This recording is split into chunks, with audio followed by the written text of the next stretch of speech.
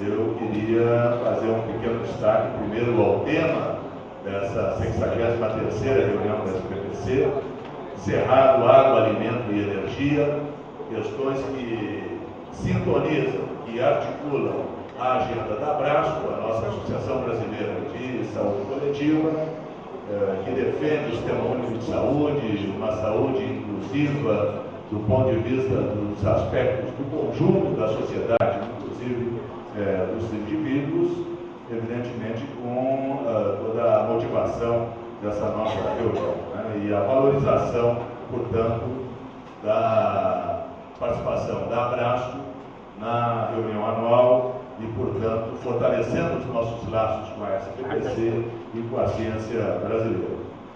A Sociedade Brasileira para o Progresso da Ciência, ela tem sido um espaço histórico de luta em favor da sociedade, em favor da democracia, em favor de uma ciência autônoma e qualificada no nosso país.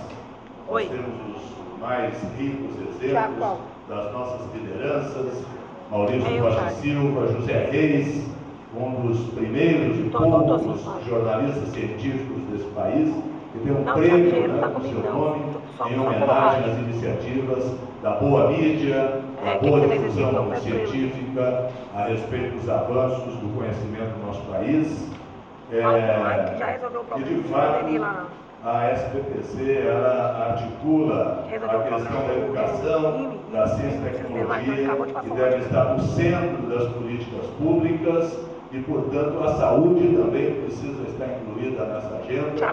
Eu faço referência, inclusive, ao discurso da nossa presidenta Helena Nader, na abertura da SPPC, destacando a importância para o país em função da participação da universidade, dos institutos de pesquisa, no debate das grandes questões nacionais, né, o impacto que as políticas públicas têm na vida do cidadão. Então, destacando, né, desde as questões da agenda de desenvolvimento nacional, e aí entram as obras do PAC, entram todas as iniciativas da urbanização, a expansão, a inclusão populacional, enfim, com as políticas de redução da miséria e, efetivamente, a questão da valorização do Sistema Único de Saúde, um sistema de todos que todos utilizamos, né? Nós queremos superar os contrastes do Brasil. Nós queremos que a 7ª economia do planeta seja também a 7ª economia em produção científica. Já somos a 13ª, mas queremos chegar à 7ª posição, ou ainda melhor, do ponto de vista da nossa capacidade produtiva. E queremos deixar o incômodo da posição de 60º, 70º lugar nos indicadores educacionais e de saúde e nos igualarmos com a nossa importância econômica.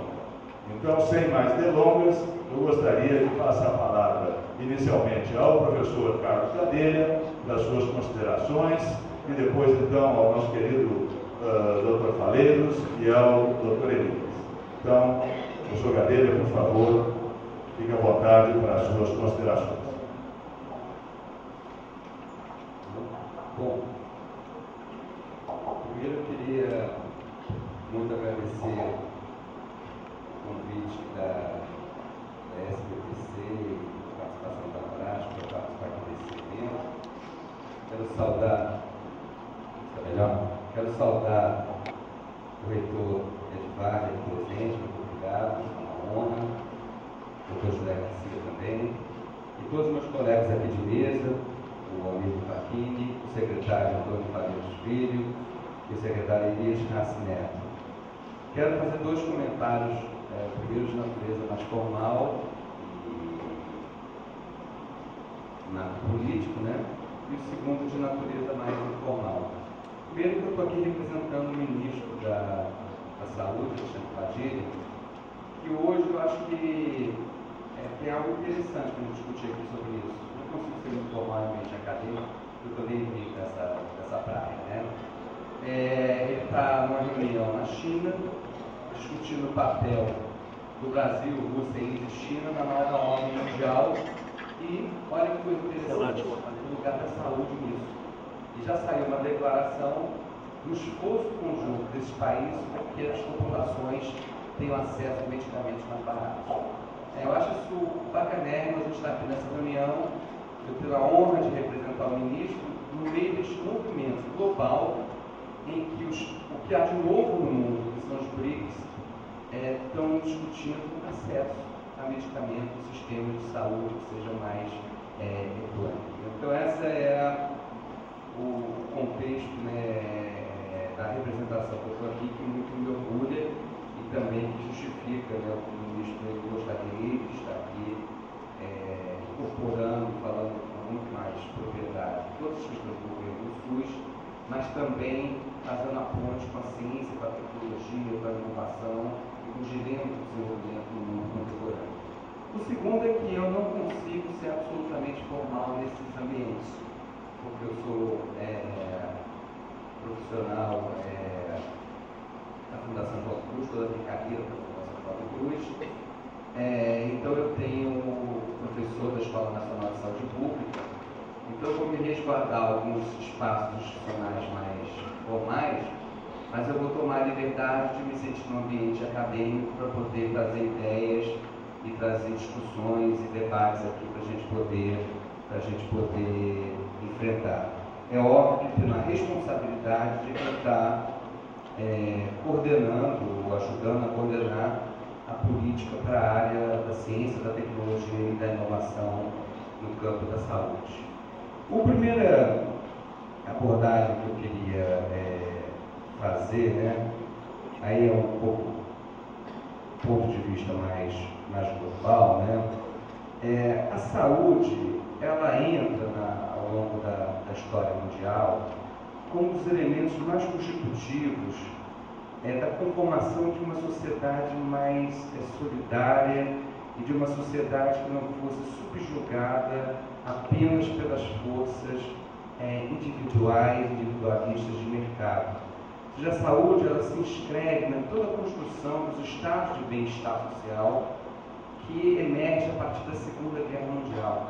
Precisou de duas guerras mundiais, de dois momentos de barbárie, muitos aqui lembram que se falava do risco da barbárie da nossa sociedade contemporânea, para que a ideia de um estado de bem-estar, e que era papel do Estado, garantir as condições básicas de cidadania e de vida da população mundial, e no caso, as experiências mais bem exitosas, bem sucedidas, foram as experiências da Europa ao longo do pós-guerra. Naquele momento, isso é muito interessante para a gente já pensar. Às vezes a gente acha que está criando coisas novas, mas a gente tem que olhar muito para o passado. Vou citar os Jogos Cruz também em algum momento aqui, onde nunca houve dicotomia de ciência, tecnologia e saúde, ela já nasce integrada. Mas isso eu vou falar daqui a pouquinho. Mas a ideia, então, toda é que naquele momento você tinha ao mesmo tempo um desenvolvimento econômico importante, investimentos, reconstrução econômica da sociedade europeia completamente destruída e a construção de um estado de bem-estar onde a saúde estava no centro de uma agenda de proteção social. Ou seja, era possível, e esta era uma grande utopia do pós-guerra, era possível construir sociedades nos marcos de um sistema capitalista. Isso é algo que era difícil naquela época se conceber, mas com todo o passado da guerra mundial, né, aquele projeto utópico, ele emerge, aonde associado?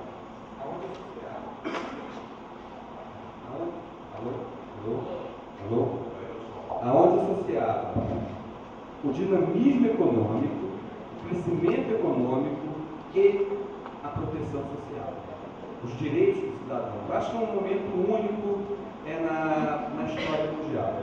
E vocês vão perguntar por que eu estou falando disso aqui. Eu estou falando disso aqui porque esta é a questão hoje contemporânea brasileira.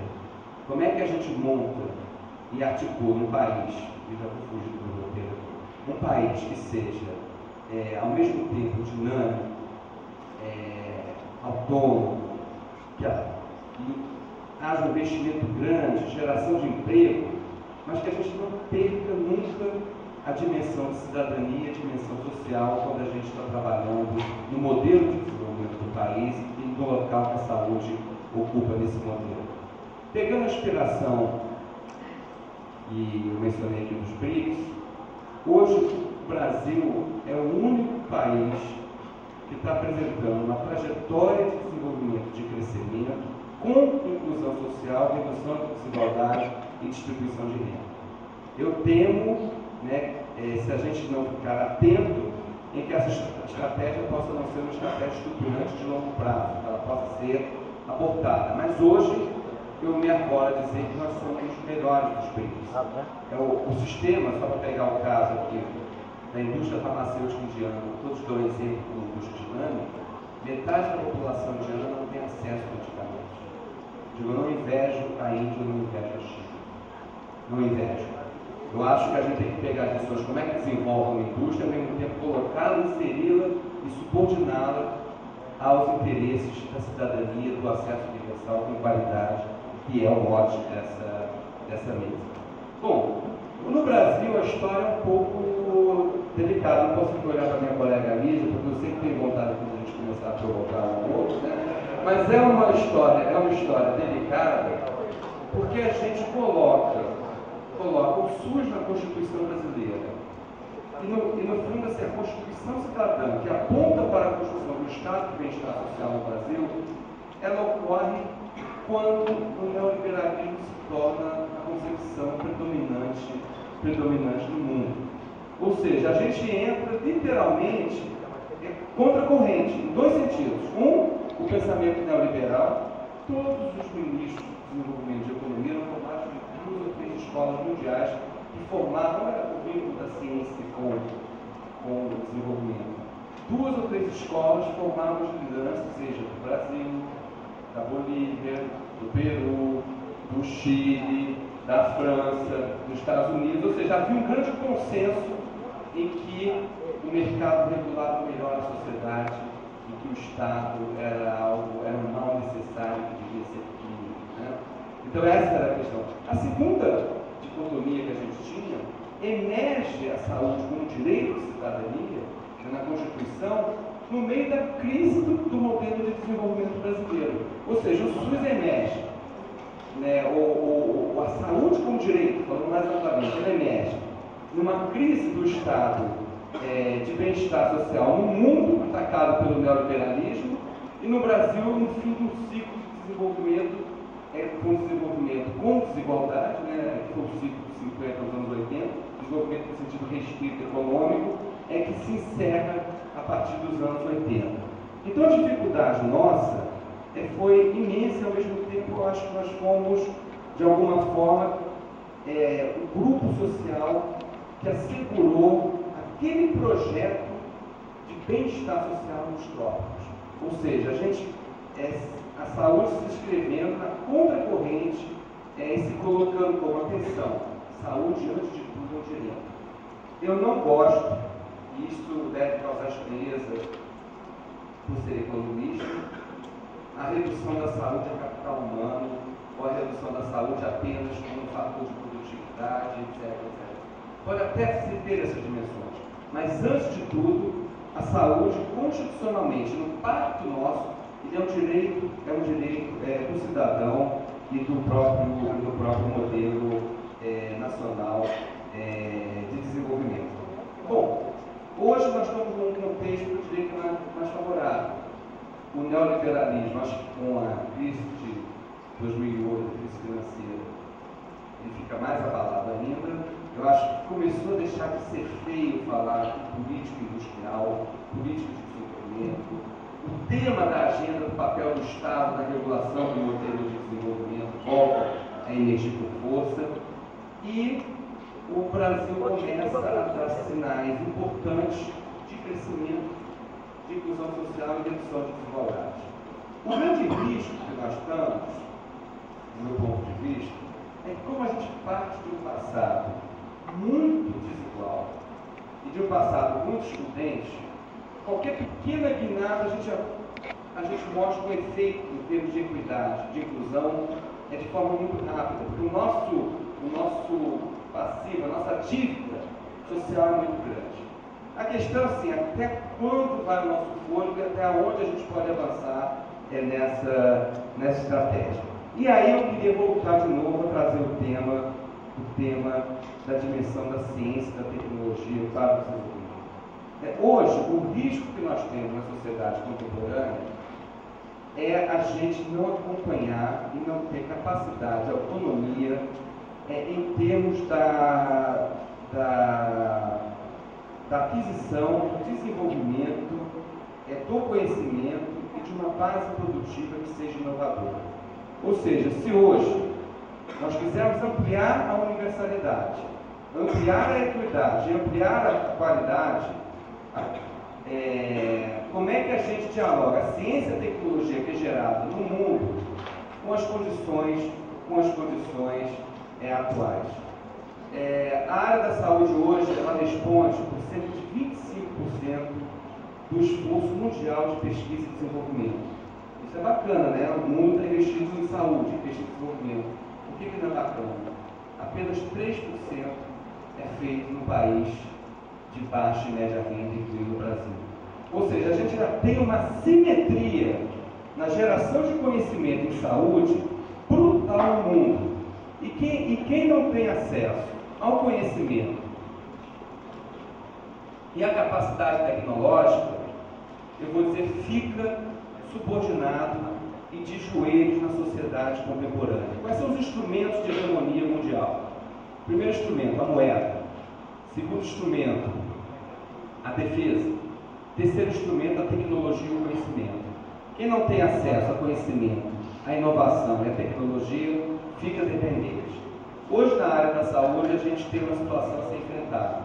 Eu acho que houve avanços importantes em termos de acesso, mas hoje, esta ampliação do acesso, ele se reverte em indicadores muito preocupantes. Por exemplo, nosso déficit comercial, tem uma colega de vocês que veio perguntar sobre a área de medicamentos, sobre a área de medicamentos, o nosso déficit comercial em saúde, incluindo medicamentos e equipamentos, ele está na ordem de 10 bilhões de dólares. Ou seja, no momento em que você amplia o acesso e consolida, e dá passos importantes na consolidação do SUS, você tem uma explosão do déficit comercial e um aumento da dependência tecnológica. Nesse sentido, eu quero trazer para o debate aqui, do Joaquim e colegas, que este diálogo da saúde com o desenvolvimento não é um diálogo acessório, ou não é um diálogo que a gente pode fazer quando tiver um tempo para fazer. Ou a gente faz esse diálogo, ou a gente não vai garantir uma sustentabilidade a longo prazo do desejo de ter um sistema de saúde universal, equânime e com qualidade. Ou seja, se a gente não tiver capacidade científica e tecnológica, ficaremos de joelho na nova ordem global que está se gestando. Independente do momento conjuntural, é importante e favorável a gente ter certas políticas. Nesse contexto, eu queria fazer algumas pontes da saúde com o desenvolvimento e já na ideia de não tomar mais do que os meus 20, 25 minutos que eu estou me policiando aqui, e fica à vontade para me avisar, né? Bom, a primeira questão que eu já mencionei é, antes de ser um bem econômico, a saúde é um bem de cidadania, ele reflete um impacto político e social, ou seja, o próprio conceito de desenvolvimento, ele deve incorporar a área da saúde. Hoje isso é reconhecido, o IDH tem lá um indicador e tal, mas eu acho o seguinte, não pode ser o hospital morreu por isso. Eu não posso considerar uma sociedade desenvolvida se eu tenho miséria e desigualdade no nível que eu tinha na sociedade, que eu tenho na sociedade brasileira. Então isto no próprio conceito de desenvolvimento, eu não posso ignorar a dimensão da saúde, a dimensão social. Uma segunda dimensão que eu acho importante, e que é pouco vista, é a dimensão democrática e federativa. A saúde talvez seja das áreas onde a participação social e o pacto federativo, a gente está acabando de fazer essa discussão, regulamentando a lei 8080, que tem uma série de coisas que a gente pode depois discutir, mas é das áreas onde mais mobiliza os cidadãos em torno da questão democrática, da participação, do controle social e do pacto federativo. Tem uma coisa muito interessante, voltando aqui para a ciência e tecnologia. Antes da conferência de ciência, tecnologia e inovação, foi feita uma pesquisa junto à população. Às vezes a comunidade científica ouve pouco a população, a gente precisa ouvir mais. Né? Perguntar qual é a área prioritária. Ou qual é a área prioritária para a ciência e tecnologia? Número 1, de longe, saúde. Mas de longe. Não era assim número 1 ou número 2, 2% a menos. Era 70% da população dizendo que a área prioritária da ciência e tecnologia devia ser a área da saúde. A gente tem que ouvir isso mais profundamente. Mais profundamente, não desqualificar a população. Na medida em que ela está dizendo, olha, é a ciência e tecnologia para a minha qualidade de vida. É isso que é o compromisso que a gente tem que marcar aqui. Uma quarta dimensão da saúde para o desenvolvimento é que a gente não consegue ter processo de desenvolvimento se a gente não tem uma rede de saúde distribuída de forma adequada no território. Eu já estive trabalhando em desenvolvimento regional, inclusive em Brasília, no Ministério da Integração. A gente não consegue fazer desenvolvimento das regiões esquecidas desse país se a gente não tem uma rede de serviços que esteja distribuída de forma equânime no território. Eu não tenho desenvolvimento se eu não tenho médico, se eu não tenho professor, se eu não tenho infraestrutura de serviços básicos, infraestrutura bancária. Então, o que eu quero dizer é o seguinte: a nossa responsabilidade é imensa. Eu não conseguirei desenvolver no interior do Brasil, no interior da região amazônica, no interior do Nordeste, no interior do Centro-Oeste, as regiões ou sub-regiões que estão à margem do processo de desenvolvimento, se eu não conseguir avançar na regionalização da saúde. Um quinto elemento que eu quero trazer aqui para vocês é a dimensão do desenvolvimento sustentável. Eu estou numa reunião da Sociedade Brasileira de Progresso da Ciência, onde o tema é o Cerrado. Ou seja, a saúde tem uma responsabilidade imensa. E aqui eu queria adotar dois conceitos de sustentabilidade. Não dois conceitos, duas ideias. Uma é sustentabilidade humana. Saúde é qualidade de vida, não é ausência de doença. Então, eu acho que tem uma dimensão da sustentabilidade que não é apenas da relação do homem com a natureza. É quão feliz e que qualidade de vida essa população vai viver. Tá? E isto faz parte da ideia da sustentabilidade. A segunda é da relação do homem com a natureza, sim.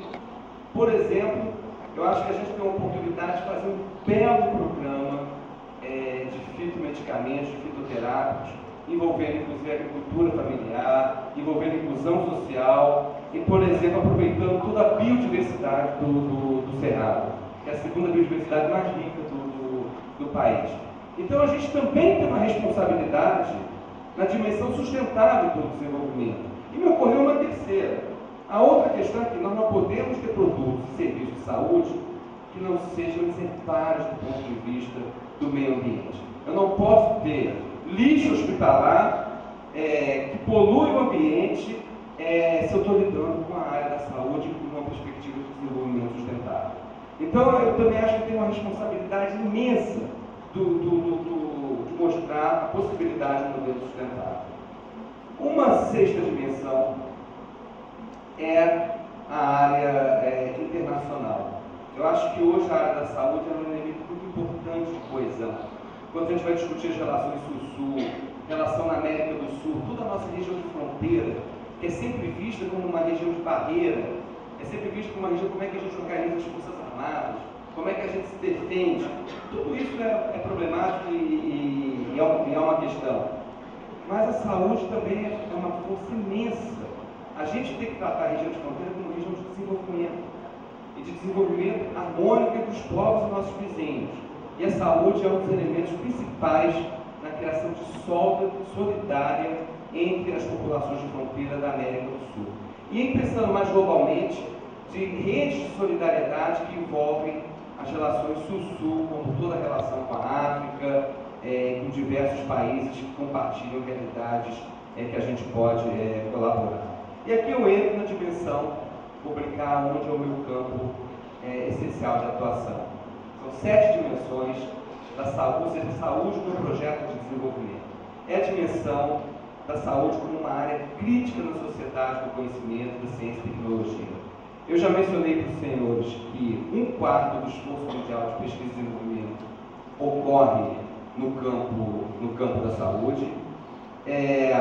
No Brasil, 25% da publicação científica brasileira indexada ocorre no campo da saúde, mas nós não estamos conseguindo transformar conhecimento em riqueza social. Nós não estamos conseguindo transformar conhecimento em produtos, serviços, tecnologias, procedimentos em que aumente o nosso grau de autonomia e de soberania para fazer políticas sociais e políticas de saúde que não sejam apenas pautadas pelo leque de produtos e serviços disponibilizados em termos internacionais. Nesse sentido, a situação é arriscada, né? Eu acho que a gente, quando está conversando da saúde, nós estamos conversando, e na SBPC eu tenho a obrigação de falar isso, eu estou conversando de todas aquelas áreas de conhecimento que vão determinar a nossa soberania, o nosso dinamismo no futuro. Eu estou falando de biotecnologia e química fina, eu estou falando da aplicação da tecnologia de informação nos serviços, telemedicina, equipamentos eletrônicos, eu estou falando de novos materiais, eu estou falando de nanotecnologia, células-tronco, ou seja, eu estou falando de... eu não consigo identificar uma área de futuro que a saúde não seja crítica para o seu desenvolvimento. E aí tem algo interessante. Essa discussão ser feita no campo da saúde, ou ser trazida pela saúde, ela permite politizar a ciência, a tecnologia e a inovação. Ou seja, para que serve a ciência, a tecnologia e a inovação? Na hora que a gente coloca a dimensão saúde, a gente é obrigado a responder: ciência, tecnologia e inovação para quê? É só para encarecer o custo do sistema? Ou é para atender o cidadão e a gente procurar também tecnologias que barateiem e permitam a universalização do acesso em termos sustentáveis? Para quem? A segunda pergunta: quem é a população que está sendo beneficiária do avanço científico e tecnológico? E aonde? Aonde que está ocorrendo? Hoje a gente tem uma concentração brutal do conhecimento em saúde, eu digo isso à vontade que o meu estado de origem é o Rio de Janeiro, uma concentração brutal na região sudeste. 80% do conhecimento da base de inovação tecnológica, ou seja, o que eu reclamei da concentração global da ciência, tecnologia e saúde ocorre também para dentro do Brasil. Tá? E isso é uma situação muito... E a gente tem que ver o risco da tecnologia. A telemedicina é muito bem-vinda. Mas não venham me dizer da telemedicina para falar, então eu não preciso formar médicos, doutores, cientistas no interior da Amazônia. Eu preciso. Então a gente não pode usar as forças da ciência e tecnologia em contraposição a um projeto de sociedade. Isso aqui eu acho que é muito importante. Gente, eu trouxe aqui diversos dados que no debate eu posso passar para vocês sobre as ações do Ministério, né? Eu quero só destacar algumas poucas nesse contexto. Primeiro, o desenvolvimento tecnológico entra na agenda central da política do acesso à saúde e da construção do sistema universal. Né? Quando a gente está fazendo parcerias no desenvolvimento produtivo, isso é totalmente diferente do que se vê das parcerias talvez para a área da infraestrutura. A gente está trazendo o setor produtivo para interagir com uma rede de laboratórios públicos. Aqui tem o IQEP, por exemplo, para dar esse exemplo aqui na região, aonde a pauta da inovação e da produção são os medicamentos, os equipamentos utilizados no âmbito do SUS. Ou seja, não é uma pauta da competitividade, é uma pauta da necessidade social. Uma segunda ponto que eu queria destacar aqui: o Brasil, depois de Cuba, foi por uma semana que a gente não foi o primeiro, somos o segundo país da América Latina a ter o registro brasileiro de ensaios clínicos, a REBEC. Ou seja, a partir de agora, a gente vai ter uma fonte própria brasileira para registrar todos os ensaios clínicos e a gente poder acompanhar, agilizar e, ao mesmo tempo, ter transparência dos ensaios clínicos que estão sendo feitos com uma base nacional. Nós não precisaremos apenas depositar os nossos ensaios clínicos nos 5 ou 6 centros mundiais, normalmente localizados nos países desenvolvidos. Um terceiro elemento é o desafio do sistema CEP-CONEP da ética em pesquisa. A gente parte da ética em pesquisa como uma pré-condição para todas as políticas de pesquisas em saúde, mas vamos assumir uma responsabilidade muito maior em tornar o sistema mais transparente e mais eficiente. Vamos lançar em agosto o que a gente chama da Plataforma Brasil, que permitirá à sociedade conhecer o estágio que vem sendo feito em termos de pesquisa envolvendo seres humanos na sua dimensão ética, numa forte articulação com o Conselho Nacional de Saúde. Por fim, nós estamos redesenhando, e estamos tendo a coragem de fazer isso, até paralisando determinadas coisas, a Agenda Nacional de Prioridade de Pesquisa. Nós primeiro estamos fazendo uma discussão interna de como é que a gente cola a pesquisa na necessidade do sistema de saúde. Isso não significa ter uma visão míope da pesquisa. Muitas vezes a necessidade de saúde vai indicar problemas de pesquisa que a gente vai resolver e vai responder, se conseguir, daqui a 10 anos. Mas a gente tem que ser pautado com uma pesquisa induzida e problematizada pela saúde, tem que ser pautada por uma agenda de política de saúde. Isso não é isso é bastante razoável. E interagir com a comunidade de ciência e tecnologia para levar a agenda social para que ela paute a agenda nacional de pesquisa, não apenas a agenda do Ministério da Saúde. Nós estamos no primeiro movimento, que é a conversa, isso parece algo inusitado, mas é a conversa intraministério, para perceber como é que a gente casa a nossa agenda de saúde com os objetivos estratégicos e com o mote, fio condutor, o acesso universal com qualidade no tempo adequado. Como é que a gente conversa? Vamos agora, no segundo semestre, abrir essa discussão para a sociedade, a nossa rede, obviamente, a Brasca e a SBPC são parceiros prioritários nessa ação. E a ideia é que a gente comece com isso a pautar, até a chance de pautar o padrão de ciência, tecnologia e inovação para que ele se volte para o desenvolvimento social.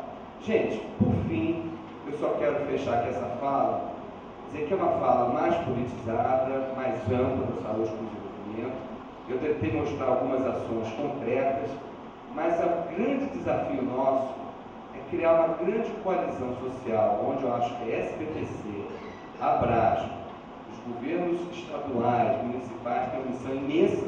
Eu falei algo semelhante ontem na reunião do Conavens, numa mesa que eu tive a oportunidade de participar, é da gente lutar pela saúde como uma das áreas centrais do novo modelo de desenvolvimento do país. E não são 50 áreas centrais, são 3, 4. Eu acho que dessas 3, 4, a saúde tem que ser uma área central do desenvolvimento pela sua dimensão de cidadania, que é a primeira de todas, pela sua dimensão econômica e pela sua dimensão da sociedade do conhecimento. Esta luta não é fácil, não é uma luta que vai de um gestor, de um ministro, de um secretário. É uma luta que hoje a gente tem uma mobilização social, na forma que foi o petróleo é nosso, na forma que foi a democratização, na forma que foi a construção do SUS, ou a gente pode perder essa batalha. Eu convido a vocês e me coloco à disposição da gente estabelecer e fortalecer essa rede em prol da saúde como um vetor-chave da Estratégia Nacional de Desenvolvimento. Obrigado.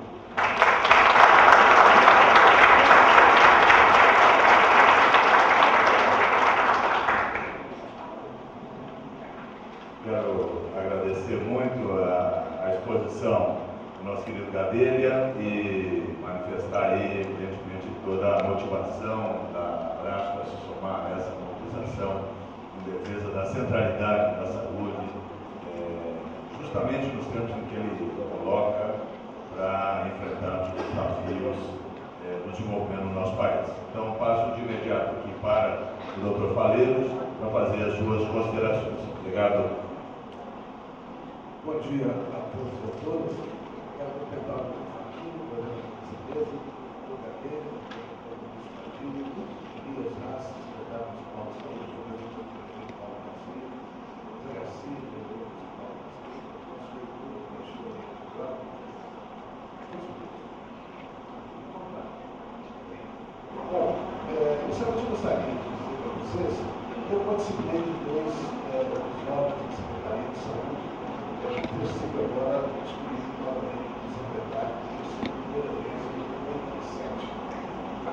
importante salientar isso, que nós participamos. É importante salientar isso, que nós participamos em 87 do pré-SUS, que foi a criação do SUS, através do SUS, Sistema Unificado Descentralizado de Saúde. Na metade do meu mandato como secretário de Saúde, eu participei construindo o SUS e depois, após a Constituição, a gente começou a implantar o SUS. Para mim, não é novidade as mudanças terem reações as mais variadas possíveis. O que interessa para nós, administradores públicos, é ter a coragem de enfrentar o debate. Eu sempre digo o seguinte: eu nunca vou para um lugar esperando que todos pensem igual àquilo que eu vou dizer. Isso para mim não soma nada. É importante você participar do debate onde existem ideias contrárias, até para a gente crescer intelectualmente, até para fortalecer as nossas convicções. Então, naquela época, eu me lembro de debates homéricos. Era muito grande a influência da iniciativa privada na área de saúde, era muito resistente às mudanças, era muito resistente às mudanças nas próprias instituições públicas existentes até então. Quantas e quantos debates nós travamos acirrados de pessoas que hoje, às vezes, não entendem as mudanças que queremos colocar, porque naquela época não defendiam o SUS, pelo contrário, defendiam o status quo existente. Mas, enfim, para poder dar demanda, para poder atender a grande demanda que foi criada para a criação do SUS, lembrem vocês que quem tinha acesso aos serviços financiados de saúde era apenas 30% da população, os demais não tinham nenhum tipo de assistência. Para poder dar andamento a essa demanda, nós fizemos naquela época, com o comando do governador Henrique Santino, uma figura extremamente respeitada na área de saúde, na área política do nosso estado e do Brasil. Nós criamos uma rede de atendimento aqui em Goiás, jamais criada anteriormente e posteriormente. Nós criamos aqui em Goiânia unidades de saúde, tipo os CAIS, que para aqueles que estão de fora, é uma unidade de mais ou menos 1.400 metros de área construída, que tem uma série de ofertas de serviços de saúde. Criamos o Hospital de Urgência de Goiânia, criamos o Centro de Formador de Recursos Humanos, Centro e mais 10 hospitais regionais. Essa rede toda, ela atendeu naquele momento a demanda existente. E o que foi ofertado depois disso? Praticamente, em relação àquilo que existia e em relação à população existente hoje, praticamente nada. Não se evoluiu, não se criou novas ofertas de serviços. Então, quando se coloca para poder nós debatermos sobre o atendimento do SUS, a excelência do atendimento do SUS, eu lhes digo que o principal problema que nós temos, especialmente aqui em Goiás, é a falta de oferta de serviços. Além da falta dessa oferta, também o incentivo à interiorização de tecnologia e inovação. Hoje nós temos em Goiás cerca de 14 municípios, 14 ou 24 em Goiás agora, que não tem nenhum médico. Não tem um médico residente no município. Nós temos hoje cerca de 222 municípios em Goiás que não tem um índice aceitável de um médico para cada 1.000 habitantes. Eu não vi até hoje, nesses 22 anos, nenhum estímulo para poder fazer interiorização, para levar a tecnologia para o interior. Infelizmente, aqui em Goiás, tenho que reconhecer isso, os hospitais regionais que nós temos, procurando interiorizar o atendimento da saúde, infelizmente, eles foram municipalizados, se tornaram hospitais municipais, não tiveram aquele crescimento que nós esperávamos, de ampliação, de ampliar a sua área de assistência e aumentar a tecnologia. Eles pararam no tempo e não tiveram a reprodução que nós tivemos. Naquela época, nós criamos um programa, como eu disse sempre, pela inteligência do Santino, que era médico, criamos um sistema de agente de saúde comunitário. Isso não existia, foi criado aqui em Goiás. E o Santino depois, não sei se todos sabem disso, mas o Santino depois, como ministro da Saúde, transformou esse programa de saúde comunitária em programa de saúde da família. Então nós temos a honra de dizer que participamos de um governo como o do Henrique Santino, que fez a criação do programa de saúde da família, que hoje é estendido a todo o território nacional. Aqui em Goiás, nós temos cerca de 1.135 equipes de saúde da família, que que não dão cobertura nem a 70% da necessidade da população. Dão assistência a mais ou menos 68% da população do nosso estado. Mas é importante, eu quero fazer essa relação, do que nós encontramos agora. Primeiramente, lá atrás, ao criarmos o SUS, a gente esperava que todo esse sistema, que olha, que é grandioso, que é um sistema que veio para poder trazer cidadania para o brasileiro, a gente entende que a concepção do nosso sistema é um estudar no mundo, mas nós precisamos, em conjunto com a sociedade, aplicar certos tipos de mecanismos que o sistema, a meu ver, em determinadas áreas do mesmo. Hoje, a Secretaria Estadual de Saúde, isso eu não quero ver ninguém, mas a Secretaria Estadual de Saúde, eu não sei quais foram os motivos, mas eu imagino que o Estado é muito reativo. Então, as críticas que a sociedade faz, acaba as pessoas, ao invés de tomar medidas que resolvam, acaba criando mecanismo de controle. É aquela história de ficar colocando fiscal em cima do fiscal. Hoje eu acho que criaram tantos mecanismos para dar alguma satisfação por qualquer tipo de desvio que pudesse existir, que amarraram tanto que ninguém consegue salvar os nossos. É uma situação extremamente burocrática, inoperante, não tem agilidade nenhuma, você não tem condições de fazer praticamente quase que nada, a não ser que nós tenhamos o direito de fazer uma mudança bastante radical. E ela continua mudanças de lei, fazendo com que entendam que os nossos burocratas entendam que saúde é diferente de sua administração. Que o hospital é a empresa mais difícil de administrar. O hospital é tão difícil que você não sabe qual a demanda que você tem. Você tem que estar preparado para atender não só com o automatizado, como para atender o infartado, como para atender o apendicite, para atender qualquer tipo de patologia. Então, é extremamente complicado você ter, a tempo e a hora, todo e qualquer material, medicamento, equipamento necessário para atender uma demanda que você nem sabe qual é, no entanto, você não tem atividade administrativa. Essa é uma situação que eu não desejo perder. Nós precisamos dar respostas a isso. E estamos começando a dar.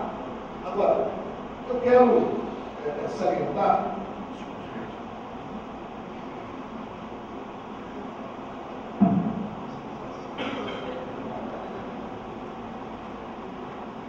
que em toda pesquisa que se faz, e hoje o nosso próprio carteiro aqui citou, que 70% da população ou mais coloca como principal problema a saúde.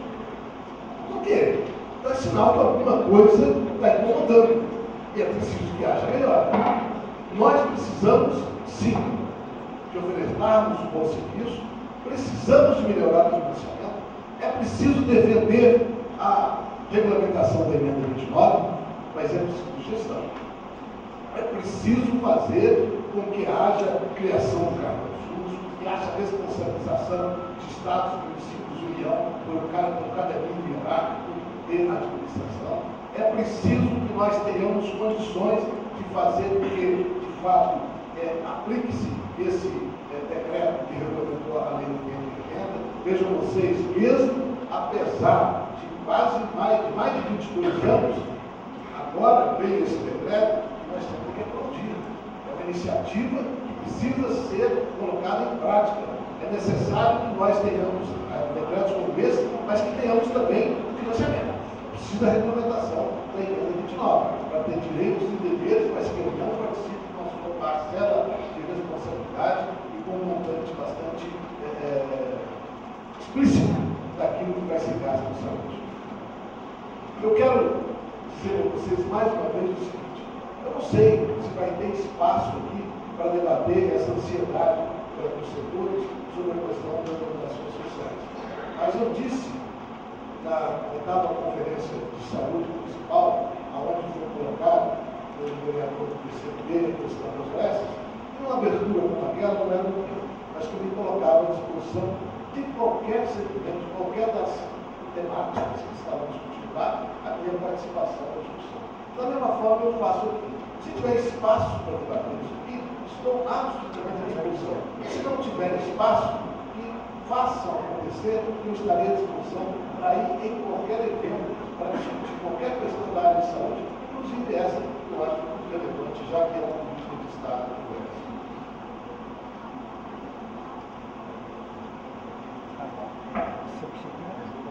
Outra questão que eu não poderia deixar de falar aqui nessa reunião é com respeito à questão de algumas regiões do Goiás.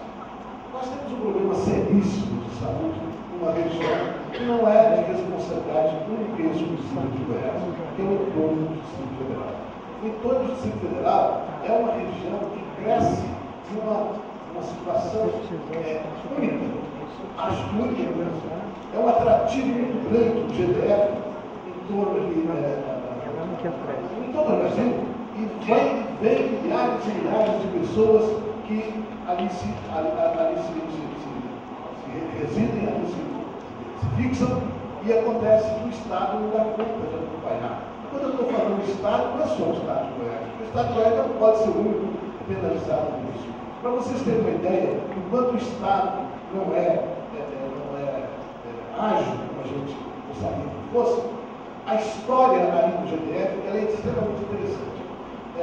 O INAMPS, quando existia o INAMPS antes do SUS, o INAMPS ele tinha as superintendências regionais. Quem cuidava dos hospitais do entorno não era a superintendência de Goiás, era a superintendência de Brasília.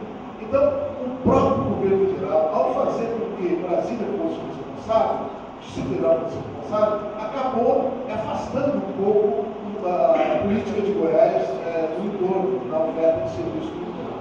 Em 1988, as primeiras unidades públicas de saúde foram criadas pelo governo Santino, na época do secretário, que foi o Hospital Regional em Lusiânia e 2 centros de assistência integral à saúde, como esse que existe aqui em Goiânia, lá em Valparaíso e em Cidade Ocidental. Hoje, depois de 20 e poucos anos, o hospital público, eu tenho conhecimento que foi incorporado naquela região, foi o Hospital de Valparaíso, que nós inauguramos depois. Então, o que é que tem que se fazer? A meu ver, tem que ter uma parceria muito grande entre a União, os estados de Goiás, Minas e Distrito Federal, senão é absolutamente inviável você pensar que vai solucionar os agravos de saúde na região do entorno. Já existia um projeto em andamento do Ministério, um projeto enorme, com investimentos de mais de R$1 bilhão para poder dar atendimento àquela população. Nós resolvemos diminuir esse projeto, a fazer uma adaptação mais a médio e curto prazo, para poder resolver os angustiantes problemas, e já entregamos ao ministro Padilha esse projeto, e também ao governo do Distrito Federal, que gostaríamos, inclusive, de ter aí a referência de quem é assessor do ministro, para nos ajudar a dar sequência a essa discussão sobre essas questões do governo do Distrito Federal. Eu quero até fazer um parênteses aqui, que eu jamais já convivi com vários ministros de saúde, mas jamais tive um ministro tão atencioso como o ministro Padilha. Em poucos meses de administração, só nós aqui de Goiás já fomos recebidos por eles mais de 7 vezes. Já teve aqui em Goiás 3 vezes para poder discutir ações de saúde conosco. O que nós esperamos é que isso tenha fruto para o usuário que precisa desse serviço de saúde. Acho que enfrentamos também aqui uma outra questão que é gravíssima em todo o Brasil, e Goiás não falha a regra, que é a questão das drogas. Nós precisamos dar uma solução para isso. Eu me debrucei sobre isso nesses 6 primeiros meses, porque era uma proposta nossa de criar um centro de excelência em tratamento de elementos químicos. Eu vejo a diversidade de opiniões, a diversidade de pessoas que defendem teses as mais antagônicas possível nesse aspecto, mas uma constatação eu fiz. Não tem ninguém que possa dizer que há um protocolo único estabelecido para tratamento de elementos químicos. Então, acho que é um desafio que nós teremos que enfrentar todos, a sociedade especialmente, para ver o que nós podemos oferecer para poder dar inovação nesse gravíssimo problema que nós temos de saúde. Mas, volto a dizer, acho que algumas questões precisam muito ser aprimoradas. Uma delas, eu volto a insistir, é estímulo à interiorização. Não é possível nós falarmos em atendimento qualificado, atendimento de excelência, se nós temos um quadro tão grave como esse, que aqui em Goiás, que não é um dos piores estados da federação, nós temos 24 municípios que não tem médico, nós temos vários municípios que não têm aquele quociente normal de medicina. É preciso uma política de interpretação, é preciso de algum estímulo para que isso venha a acontecer. E mais, eu gostaria de agradecer muito a presença de todos vocês e me colocar no debate. Volto a insistir e a dizer, estou aberto a qualquer debate. O tema hoje não é esse, mas se quiserem me convidar para debater em organizações sociais, na sua solução, apenas dentro do debate. Muito obrigado a todos. Muito obrigado. A satisfação estar aqui com o secretário Valeiros. Realmente, o secretário toca em algumas questões importantes, né? Essa questão da burocratização dos processos no sistema público é um grande desafio. Eu estava ouvindo o discurso da doutora Helena Nader, nossa presidente do SPPC, e ela destacava, né, que inclusive esse chamado regime diferenciado de contratação deveria ser estendido também para outras áreas da ciência e tecnologia, das universidades, do sistema público, dos serviços públicos, considerando a necessidade de desburocratizar esse processo. Né? Ela mencionava, inclusive, compra de equipamentos de pesquisa, mas eu também citaria, por exemplo, licitação de medicamentos e de insumos para atender as unidades básicas de saúde e outros processos que às vezes estão meses, até anos, para que se possa efetivar, e ainda assim ficamos na mão dos dumpings produzidos pelos laboratórios e dos cartéis que definitivamente prejudicam a população. Né? Essa questão da escassez de profissionais de saúde, eu acho que é um papel importante das universidades nisso, especialmente das universidades públicas, e que necessitam de apoio, né, dos governos federal, estadual e municipal, no sentido de oportunizar currículos, infraestrutura adequada para que se produzam os profissionais com o perfil necessário e suficiente para o atendimento da população. Passamos então imediatamente para as considerações do Dr. Elias Rassi. Queria cumprimentar os presidentes da Abraço, da mídia, mais colegas da Abraço, como o Jair, e representando o ministro tão grande, secretário Antônio Valeiros, reitor pastor aqui, nosso colega José Garcia, diretor das provas clínicas, professor Valdeli, diretor da Faculdade de Medicina, demais diretores, colegas, Patrícia Rosa, participantes da SPPC. Certamente um debate sobre acesso e qualidade dos serviços de saúde, e aí no estilo da fala do Gadelha, que aproxima esse debate do desenvolvimento nacional de maneira mais geral, de forma tão precisa e brilhante, nos esclarece, chama o debate dos condicionantes do desenvolvimento, da sustentabilidade do desenvolvimento, e o papel do setor saúde, essa área que ele vem estudando, trabalhando, chamada de complexo industrial da saúde. Eu diria que na ótica de acesso e qualidade, o complexo industrial da saúde pode ser de uma maneira bem política e provocativa também, ser chamado de complexo industrial da doença, no contexto, é óbvio, de uma organização dos serviços de saúde no Brasil, onde a dicotomia entre o setor público e o setor privado se apresenta de forma tão gritante, tão incisiva.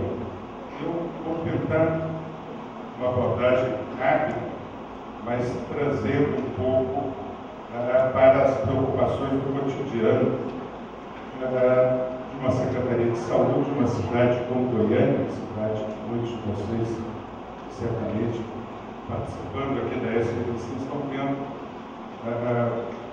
uma primeira oportunidade de conhecer, mas uma cidade que aparece dentro do processo de desenvolvimento de marcha para o oeste do Brasil e se constitui como um grande polo de ligação entre o norte e o nordeste do país, o sul e o sudeste. E isso ocorre também na área da saúde de uma maneira muito importante. Goiânia é uma cidade que recebe pacientes de todo o Brasil e com uma diversidade muito maior do que a própria cidade de São Paulo. Embora o volume de atendimentos em Goiânia seja menor, a diversidade de origens desses pacientes tem uma expressão muito maior, talvez seja a maior expressão de atração de pacientes do Brasil inteiro. É o principal polo de atendimento de todo o norte do país, de todo o centro-oeste, de uma parte expressiva do nordeste brasileiro. Eu preparei o primeiro slide um pouco como uma prova. Foi feito em PowerPoint e a hora que veio para o Office aqui, eu acho que vai ficar um pouco outro.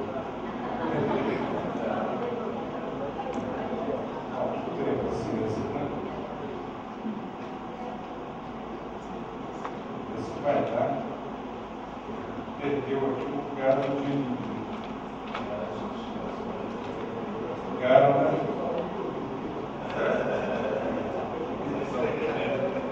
Bom, eu estudou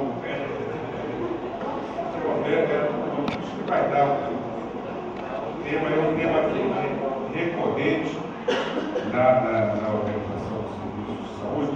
Eu vou começar com a apresentação, então, voltar aqui para uma apresentação de uma pesquisa que saiu no Jornal do Conselho Federal de Medicina, recebi ontem em casa, vários colegas receberam, que diz o seguinte: essa avaliação, 58% dos usuários têm reclamações com relação ao atendimento em saúde. 58% algum tipo de ocorrência, 26% demorou ou enfrentou fila no pronto-socorro clínico laboratório, poucas opções de médicos, hospitais, laboratórios, 21%, mais de uma reclamação, isso vai passar de 100%. Foi difícil conseguir marcar uma consulta médica, 19%, teve que pagar um valor adicional de 19%. Bom, e nessa pesquisa, uma pesquisa feita pelo Conselho Federal de Medicina, pelo Datafolha, contratado pelo Conselho Federal de Medicina. Mesmo antes, os inúmeros problemas relatados por 58% dos usuários, cerca de 3/4, 76%, declaram satisfação com o serviço. Eu acho que essa pesquisa é uma boa provocação.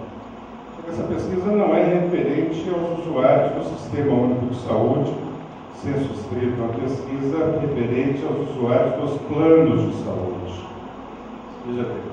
E os indicadores são piores do que aqueles obtidos das pesquisas referentes aos usuários do Sistema Único de Saúde. Eu acho que vale muito a pena esse tipo de observação e esse tipo de comparação. Eu tinha lido aqui, teve que pagar um valor adicional de 19%, e a próxima, nessa escala de importância, 14% reclamam que tiveram que procurar o Sistema Único de Saúde.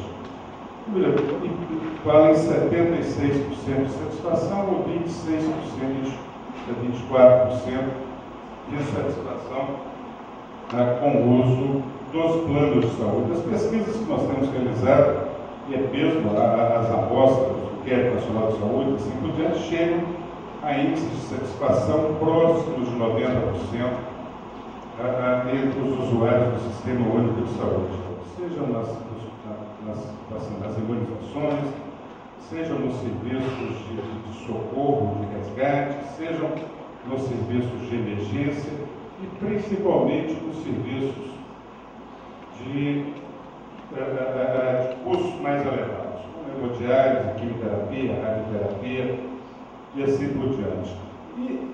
E fica um espaço residual importante para o atendimento pelos planos de saúde. Um pouco de desculpa, estava preparado para um roteiro.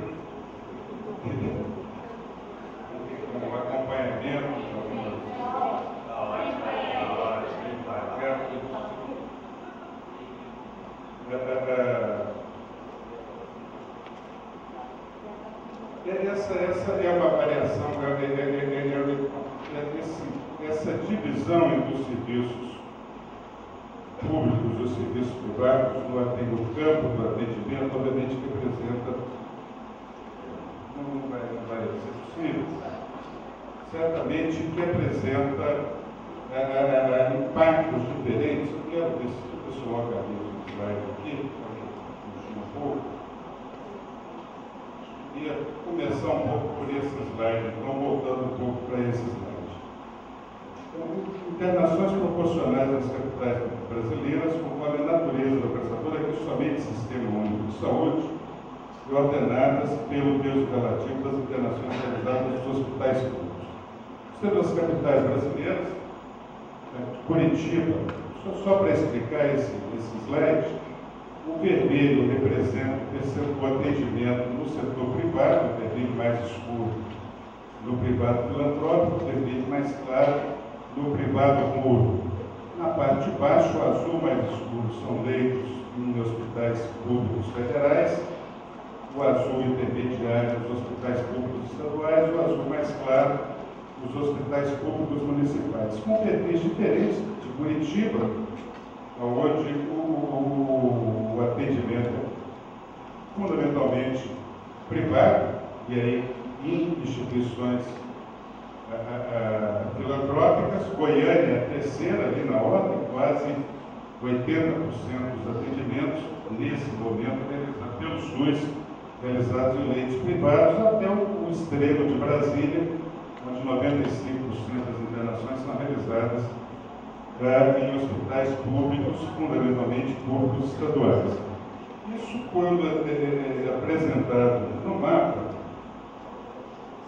essa divisão, esse perfil de atendimento entre serviços públicos e serviços privados mostra um desenho do sul e sudeste do país e um desenho diferente do norte, parte do nordeste e grande parte do centro-oeste, com uma expressão maior do centro-oeste e do estado do Tocantins. Isso variando, né, aí, lá eram somente as capitais, aqui são todos os municípios, 1.500 municípios brasileiros, uma classificação para os 5.500 municípios brasileiros. Realmente que quando se discute acesso e qualidade de serviço no âmbito da gestão, penso que chama muito a atenção essa importância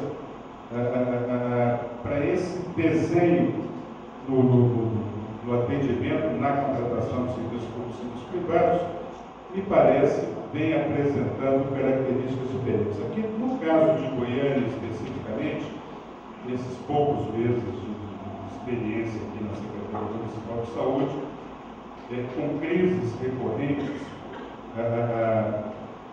carência de serviço, carência de oferta de serviço, nas emergências e nas terapias intensivas, tem chamado muita atenção a capacidade de internação em determinados serviços, dependendo do perfil do paciente associado com o perfil do serviço.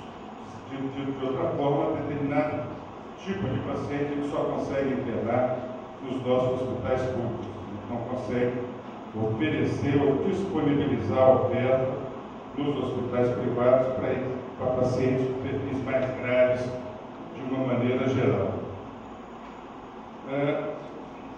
Ainda, esse é um mapa de internações realizadas fora dos municípios de residência dos pacientes, com uma taxa muito maior na região sul e sudeste, com oferta maior de serviço, e aqui um pouco das internações por complexidade aí entre aspas, região norte, nordeste, sudeste, sul e centro-oeste. No Brasil, de uma maneira geral, para cada 21 internações chamadas de média complexidade, a gente oferece, tem uma internação em alta complexidade. Mas no sul, para cada 13 internações, uma gera uma internação em alta complexidade. Contrapartida no norte, para cada 57 internações, apenas uma alcança a internação de uma complexidade um pouco maior. Evidente que isso chama atenção, não apenas para a oferta, mas para a discussão da própria necessidade de uso de serviços de saúde. Frequência dos encaminhamentos dos serviços de saúde e solução dos problemas. Em Goiânia, por que esse slide? Para chamar a atenção, em Goiânia, esses números são um pouco melhores do que Brasília, para efeito comparativo, 13,4% das pessoas atendidas, seja em unidades hospitalares ou não hospitalares, não tiveram o seu problema solucionado ou sequer tiveram qualquer tipo de encaminhamento que buscasse, que oferecesse uma alternativa de atendimento. Se a gente trabalhar um pouco com esse percentual, com o volume de atendimentos, chamar Goiânia, 300 mil atendimentos médicos por mês, quando a gente fala em 13%, nós estamos falando em 40 mil pessoas que procuraram serviços de saúde naquele mês, 40 mil naquele mês, tendo procurado o serviço de saúde, não tiveram a solução do seu problema, qualquer alternativa de solução para o problema apresentado por aquela pessoa. Voltar aqui atrás nesse sentido. Somente. Você deu muito pouquinho. No debate de acesso, eu queria caracterizar bem o que a gente tem chamado de acesso. Esse diagrama não está completo, mas ele é originário de um trabalho do Chico Biacaba, onde ele tenta estabelecer critérios de avaliação de sistemas de saúde no Brasil e trata esses critérios, trata como critérios para avaliação de desempenho, que chama atenção para o acesso, aceitabilidade, respeito ao direito das pessoas, continuidade, adequação, segurança, efetividade e eficiência. De uma maneira geral, eu diria que aceitabilidade, respeito ao direito, continuidade, adequação e segurança diz respeito à qualidade, que é uma outra dimensão desse debate, acesso, uma primeira dimensão, depois efetividade e eficiência, mas a que ele chama, ou ele define acesso como a capacidade das pessoas de obter os serviços necessários no lugar e no momento certo. Não vou falar de aceitabilidade, respeito ao direito, pode falar isso mais à frente. E chama atenção para dois elementos constitutivos do acesso: a disponibilidade e a acessibilidade. A disponibilidade como referente aos fatores que se relacionam à existência real do serviço, ao alcance do paciente ou cliente, incluindo aspectos como facilidade de utilização, horário de funcionamento e distâncias serem percorridas. E a acessibilidade referente aos custos diretos ou indiretos do cuidado. E chama a atenção que os arranjos do financiamento dos cuidados afetam fortemente essa dimensão. Eu vou explicar num mapa mais à frente porque eu estou trabalhando um pouco com essa sistematização apresentada pelo Biacaba. Então, ele chama a atenção para os elementos constitutivos, disponibilidade e acessibilidade. Diz que o acesso reflete em grande parte, estou até com medo de debater isso dessa forma aqui com o economista aqui ao lado, mas vou correr esse risco. Reflete em grande parte a relação entre oferta de serviço e demanda de uso, capacidade das pessoas de obter o serviço necessário no lugar e no momento certo, mas com uma relação muito grande com a liberdade de escolha, obviamente, discutindo o acesso aí na ótica, ou recortado pela equidade. Esse slide aqui é um slide para discutir um pouco necessidades de saúde, para chamar a atenção para a discussão sobre necessidades de saúde e as suas relações, ficou todo cortado aqui, deve dar, mas suas relações com serviços de saúde, daquele quadro que está ali em cima, a gente chamava a atenção para o complexo industrial da saúde, as suas relações com serviços e as relações das necessidades, ou como as necessidades de saúde são geradas e as suas relações com a oferta, e como as necessidades se modificam e se transformam permanentemente. Eu quero chamar a atenção para um exemplo, vou aproveitar para estabelecer nesse plano, dessa questão de diálogo com Faleiros. Há 15 anos atrás, 15 anos,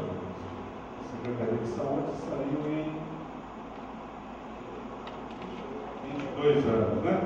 Foi a inauguração do Hospital de Urgência, inauguração de alguns CAIS. Daquele momento para cá, o Estado não tem realmente mais nenhum investimento importante e relevante no serviço de saúde em Goiânia. Eu vou dizer verdade, né? Daquele momento para cá, a gente não teve investimento no serviço de saúde na cidade de Goiânia, como ampliação dos serviços. Os últimos grandes investimentos foram a construção do Hospital de Urgência e a construção dos CAIS.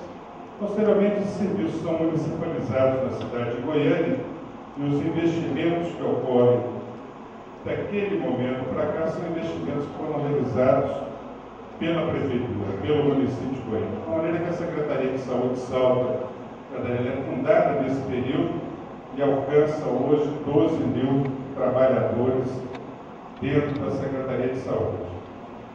E isso no plano das necessidades parece que gera um impacto muito grande. A gente sai de alguns serviços que funcionaram há 20 e poucos anos, esses serviços são esvaziados durante um largo período. Quando a saúde é municipalizada em Goiânia, a gente tinha o Hospital Geral de Goiânia fechado, a gente tinha os CAIS sucateados e praticamente fechados, são reabertos na sequência, e não tem como desconhecer o impacto dos CAIS e do Hospital de Urgência da cidade de Goiânia. Quando a gente acompanha os indicadores de mortalidade por traumas em Goiânia, esses indicadores têm uma melhoria muito grande após os primeiros anos, após o funcionamento desses serviços. Esses serviços são esvaziados, posteriormente, com o processo de municipalização, uma série de outros serviços são implantados na cidade de Goiânia. De maneira que há 10 anos atrás, nem 10, há 7, 8 anos atrás, a gente tinha 5 unidades funcionando 24 horas em Goiânia, 5 unidades importantes. A gente tem hoje 13 unidades funcionando 24 horas e a sensação é que as necessidades aumentaram muito. Essa é uma percepção que chama muita atenção. Ou seja, a baixa capacidade ou a baixa possibilidade de termos um equilíbrio entre oferta e demanda de serviços de saúde. A observação minha de alguns colegas aqui na cidade de Goiânia tem trazido esse tipo de conclusão. Ou seja, a gente aumenta a oferta de serviços de saúde e quase imediatamente as necessidades são transformadas, novas necessidades são criadas e aparentemente os serviços passam a ser insuficientes. Ou seja, a cobrança e a demanda dos serviços de emergência em Goiânia era muito menor há 10 anos atrás do que é hoje. E era muito menor há 5 anos atrás do que é hoje, apesar dos serviços terem ampliado bastante a sua capacidade de atendimento. Eu queria, com esse slide, trazer um pouco essa discussão. Sei que está ficando um pouco perdido, mas eu consegui, não sei se está correto, essas características das necessidades, em termos econômicos, atribuindo as 3 categorias de características às necessidades: a multiplicidade, substituibilidade e saciabilidade. Me corrija, mas buscar isso num texto de economia, não sei se é um texto correto ou não. Existem inúmeros tipos de necessidades, as quais são virtualmente limitadas. Significa que, por mais necessidades que o indivíduo tenha satisfeito, surgem sempre novas necessidades para satisfazer.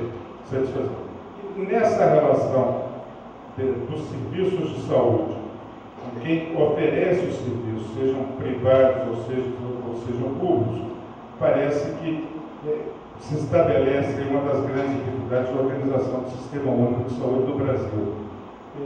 Alguns economistas, alguns sociólogos têm dito que existe uma incompatibilidade muito grande entre a prestação de serviços na área da saúde e a sua relação com o lucro.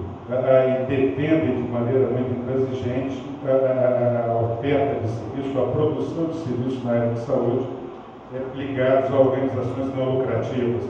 Não me parece ser um mero acaso o fato de termos sistemas de saúde muito mais predominantemente públicos resultados melhores e a custos mais reduzidos quando comparados com sistemas de saúde predominantemente privados. Bom, eu acho que, de uma maneira geral, que eu queria trazer para a discussão, estava de uma maneira, estava um pouco mais organizada, que a gente está apresentando aqui,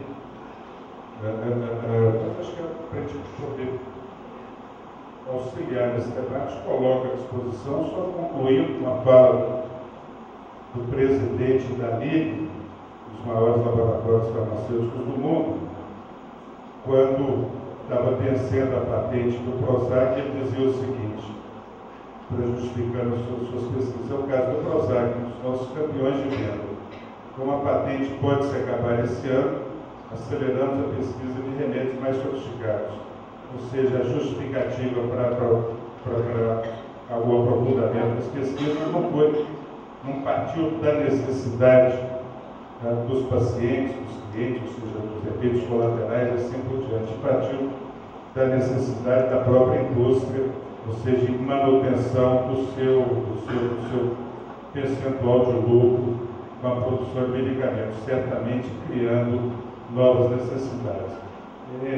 Ouvi uma frase outro dia de um colega que dizia que antigamente a gente buscava um medicamento para cada doença. Hoje a gente busca uma doença para cada medicamento, né? A gente praticamente inverteu um pouco esse desenho, esse processo, e parece que isso tem acontecido de uma maneira cada vez mais intensa. A gente tem sentido isso na Secretaria de Saúde cada vez mais, nos encontros, nas reuniões,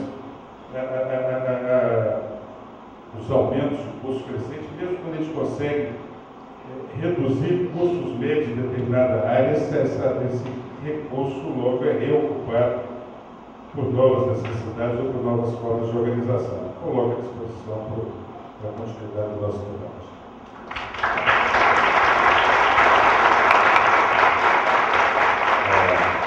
Muito obrigado, Elias. Foi uma satisfação ouvir as suas considerações.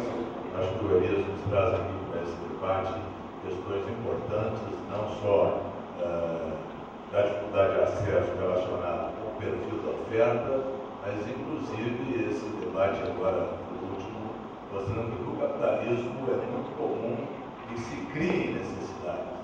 O capitalismo é um sistema de produção que ele é especializado em criar necessidades. Então, são de fato as necessidades que levam à elaboração de produtos, mas também os produtos criando as necessidades. E a mídia tem uma capacidade importante de difundir esse processo.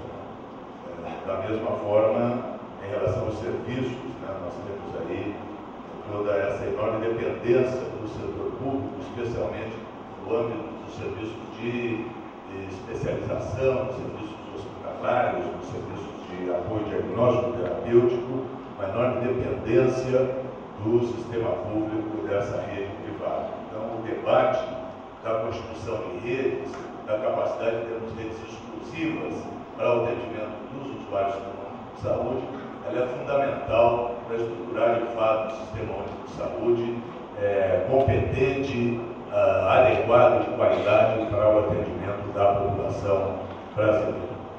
Nesse sentido, vale destacar a agenda estratégica para a saúde, que abraça uma parceria com várias entidades do movimento da reforma sanitária, o SERES, Unida, Associação Paulista de Saúde Pública e até mesmo instituições de gestores como o Conasems, teve a oportunidade de apresentar a presidenta Dilma, o ministro Padilha, ainda no final do ano passado, início desse ano, que queremos destacar.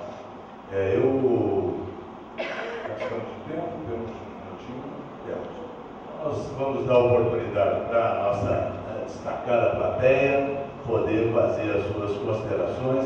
Nós não temos condições de chamar todos pelo nome do que gostaríamos. Então, vou sugerir uma estratégia de que se faça uma fila aqui, aí o colega, pronto.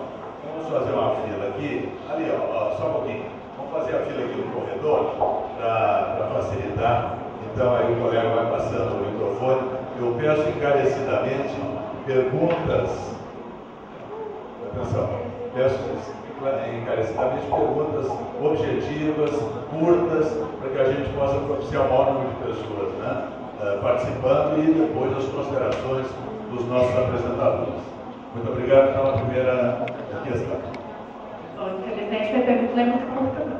Desculpe, e por favor identificar o nome, a origem, a situação, enfim, de maneira que nos tornemos mais personalizados aqui na relação.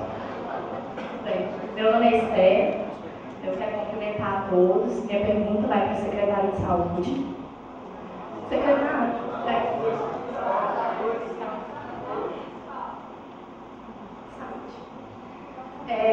eu queria perguntar para o Faleiros o seguinte, Faleiros, você realmente acha que terceirizando a saúde você vai ter resultados impressionantes? Porque assim, o que eu tenho visto, eu trabalho, eu sou funcionário do Estado, e o que eu tenho visto é que quando tem recursos as coisas funcionam. Eu entrei no APA no final do ano passado, e aquele hospital era um hospital de referência. Aquele hospital, quando eu entrei, era impressionante, parecia primeiro mundo. Tinha dinheiro, tinha recurso, tinha insumo, tinha como trabalhar, e a gente trabalhava muito.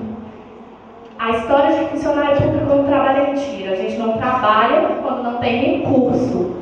E desde que o governo atual assumiu, eu sei que teve uma eterna saga do governador, o antigo governador Cito Rodrigues. Só que desde que isso aconteceu, Faleiros, o que tem acontecido é que acabou o recurso do hospital.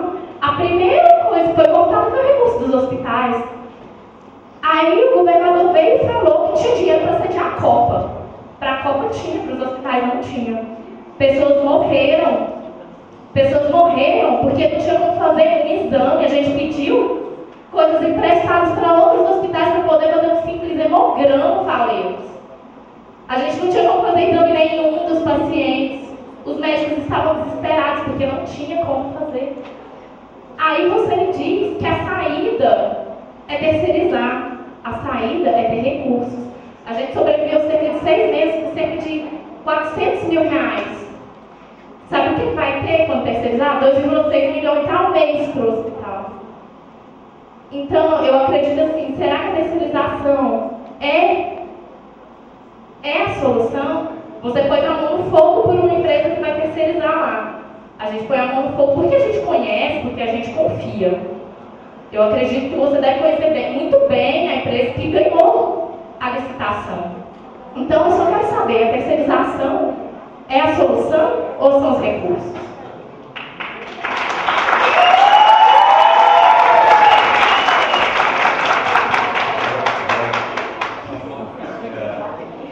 Vamos fazer um bloco, e aí os nossos apresentadores... Eu acho que nós poderíamos, eu acho que essas respostas, vocês poderiam até guardar as perguntas, porque se elas não forem respondidas da forma que foi feita, vocês anotem aí, porque a gente retoma as questões, pode ser? Ok. Meu nome é Jaqueline, eu sou professora aqui na Universidade Federal de Goiás, faço parte do comitê gestor do Programa Nacional de Reorientação dos Profissionais de Saúde, né, o ProSaúde, sou tutora do PrEP Saúde. Nacionalmente também eu represento a enfermagem por ser diretora de assuntos profissionais da Associação Brasileira de Enfermagem. Inicialmente, eu tenho uma pergunta dirigida aos nossos representantes, né, que estão na mesa, que representam tanto a SBPC, né, a Abrasco, né, e aí vem a ENSP, né, e a Fiocruz, que são instituições, então eu vou começar com vocês e depois, logicamente, com o nosso secretário de Estado de Saúde. No caso, quando nós falamos, né, a SBPC, Sociedade Brasileira, né, para o Desenvolvimento da Ciência, e nós estamos aqui, acho que talvez nem todos saibam, diante de pessoas que lutaram pela reforma sanitária, que lutaram para que nós tivéssemos na Constituição um artigo que diz que saúde é direito de todos, dever do Estado, que tem um artigo que diz que saúde nesse país é feita com participação social. E eu reconheço em vocês também a luta para e aprovar uma lei, que é a Lei 8.142 de 1990, que diz, inclusive, que a sociedade participa da gestão do SUS e define os caminhos desse nosso sistema único de saúde tão caro, né, em que nós acreditamos muito. E, por outro lado, enquanto Sociedade Brasileira para o Desenvolvimento da Ciência, a universidade, nós, pesquisadores, professores, doutores, né, muitos de nós, poliglotas, e que produzimos e escrevemos artigos em outras línguas, né, respeitando inclusive as exigências das nossas coordenadorias, né, em que hoje a universidade, nós sabemos que tem um papel social muito importante, porque cada um de nós que está aqui representa uma minoria da população brasileira. E nós, né, colocando todos nós aqui, inclusive temos a capacidade de entender, né, como os processos são realizados, como o poder do dinheiro veio hoje sobrepondo a força política no nosso país. E o quanto à saúde, eu digo que a criação do SUS foi uma derrota parcial, né, da empresa da doença, e nós nunca vimos de uma forma tão rápida e acelerada, né, as empresas da doença tomando conta da nossa saúde, no momento em que o nosso país vive o que nós chamamos o achatamento da pirâmide, em que nós somos uma população que está produzindo muito mais do que gastando. Então, o Brasil, sim, está virando realmente uma economia importante, né? Quando se fala que nós estamos no BRICS, o nosso ministro da Saúde anunciou no sábado, né, que estaria na China discutindo com os outros países do BRICS, porque nós somos muito importantes. Vou acelerar. Então, o que a gente... então, enquanto sociedade de desenvolvimento, né, da ciência, nós estamos numa situação muito complexa em que nós temos que produzir artigos de impacto para outros países, qualizar B2, etc., né, nacional e internacional. Para isso, nós, professores, pesquisadores, quem aqui é professor pesquisador? Tá bom, cadê? Verusca, né? Professor pesquisador? Ah, bom. O que acontece? Nós temos que ficar em nossos gabinetes, vamos super chique, né, que se utiliza por aqui, produzindo, publicando, trabalho até de madrugada. Nossos estudantes, levantem as mãos. Vocês sabem o que é isso? Vocês já passaram as noites conosco, né? E enquanto nós estamos fazendo isso, gente, nossos olhos estão fechados para o que está acontecendo na sociedade e para o que está acontecendo na população e com nós diríamos, com as perdas que a população deste país que tem iniquidades, corrupção, e que muitas vezes nós sabemos que o povo não tem voz e não é escutado. Então eu gostaria que até o senhor, professor Paquini, né, em nome da Abrasco, da SBPC, colocasse para a gente que desafio é esse que nós, professores pesquisadores, estamos passando no momento em que o nosso papel social ele está sendo esquecido em detrimento da produção de conhecimento e que muitas vezes nem resolve os problemas sociais do nosso país. Então essa é a pergunta, né, para os nossos representantes. Elias, para você, né? Olha só, não, me desculpa. Mas, não, eu só quero. É uma pergunta para o senhor, para o Elias, eu só quero dizer que eu acho que foi brilhante colocar a complexidade da saúde no nosso país, no nosso estado. Assim, no caso, né, todos sabem, eu não concordo, senhor secretário de Estado de Saúde, que uma mesa com o tema o SUS de todos nós, acesso e qualidade do serviço de saúde, que a terceirização não cabe nessa mesa.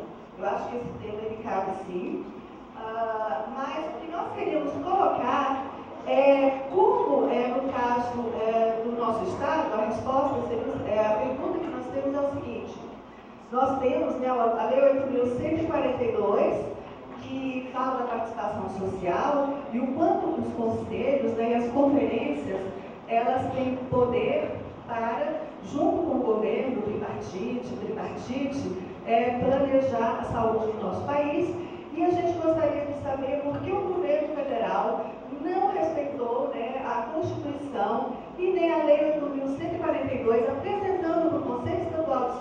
proposta de terceirização. E uma outra pergunta é, como garantir a equidade, por exemplo, no hospital terceirizado pelo Estado, ou mesmo gestor atualmente, mas terceirizado há alguns anos, em que nós temos duas portas de entrada. Quem tem convênio ou paga particular, tem acesso a apartamento, acompanhante todo dia, visita todo dia, e quem está pelo SUS, aí dizem assim, mas pode ficar feliz, é uma enfermaria só com 2 leitos, com acompanhante quando você tem direito pela lei, pode concluir, e também com horários de visita diferenciados. Então é essa minha questão para o senhor secretário de Estado de Saúde, e obrigado. A gente quer escutar vocês. Olha só, eu tenho a maior admiração pelo desejo de participação e expressão de todos. Lutamos muito por isso. Agora, é uma delicadeza de cada pessoa que fala, falar de maneira moderada, para oportunizar todos o mesmo direito. Então, é uma questão de equidade também. Bom, eu vou ser bem breve. Meu nome é Luciano, sou do Diretório Central dos Estudantes. Queria convidar aqui o senhor secretário de Estado da Saúde para uma mesa de debate sobre a privatização, sobre as organizações sociais. Se a gente já puder deixar a data agendada para a primeira semana de aula, lá na faculdade de medicina, na universidade, está feito o convite. Tenho certeza que na frente de todos aqui o senhor não vai ter coragem de recusar nosso convite. Bem, eu queria dizer que esse processo, de forma muito breve, que esse processo de implementação de organização social não está sendo transparente. Nós protocolamos, nós enquanto Comitê de Combate às Privatizações, protocolamos um ofício na Secretaria Estadual de Saúde solicitando vistas ao processo de chamamento público, não obtivemos resposta, eles não estão dispostos a mostrar os documentos, Essa empresa Saúde Social está sendo investigada por desvio de verba pública no Estado do Rio de Janeiro, e aí já surge mais um ponto de inconstitucionalidade, porque a Constituição do Estado prevê que em caso de parceria público-privada, não tem que ser uma empresa do Estado, e outra do Estado de Goiás. Outro ponto que eu queria chamar a atenção, já para encerrar, é que aqui no Estado a gente vê como propaganda, como exemplo de parceria público-privada, o CRE, o Centro de Reabilitação Henrique Santil. Agora eu desafio todos que estão aqui nessa auditória a ligar lá no CRE agora e dizer que vocês querem um atendimento pelo SUS para ver para quando vocês vão conseguir. Porque todo mundo sabe que a maioria dos atendimentos do CRE acontece através do particular. Então é isso, senhor secretário, está feito o convite, espero que o senhor aceite. Obrigado. Eu vou ser breve, não deveria ser eu acho que isso tem tempo de direito de produção da saúde da abraço com muito orgulho. E uma coisa, professor, vou ter que corrigir o senhor numa questão. A gente não tem tido tantos espaços como esse para nos colocar. Então, eu quero resgatar o que a professora Jaqueline colocou, nos colocar aqui também, somos professores da área de saúde coletiva, que lutamos por isso, e vou me estender mais para que todos entendam que as nossas angústias não são hospitais. Vou ter 2 perguntas, uma para o senhor Gabriel, falei se não certo, me perdoe, com relação aos editais, no caso, principalmente quando a gente entra no projeto de promoção da saúde, projetos que envolvem a questão da comunidade. Hoje em dia a gente sabe que os editais eles são muito focados na questão de altas tecnologias, e aquelas ditas tecnologias leves não são tão valorizadas. Então a gente morre de trabalhar de graça, às vezes coloca na dinheiro nosso, e faz ali um compromisso de que o conhecimento que nós produzimos não é para o meu artigo valizar internacional, que só serve praticamente para o meu próprio umbigo, e sim para aqueles que eu estou ali lutando, junto para melhorar a assistência à saúde. Então eu queria saber quais são essas linhas. Mas enfim, qualquer coisa se não der tempo, porque o que a gente quer escutar mesmo é o Dr. Faleiros falando, Dr. Faleiros.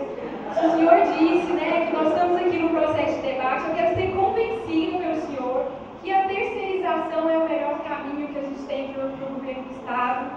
Eu quero usar o Sistema Único de Saúde na completude. Eu não quero pagar plano de saúde.